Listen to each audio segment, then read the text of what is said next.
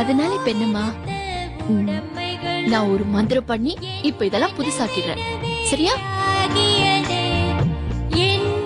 ஆஹா, இப்ப பாத்தியா?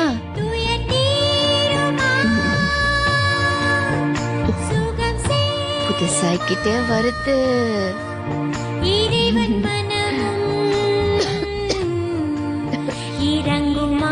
அழகாயிடுச்சா?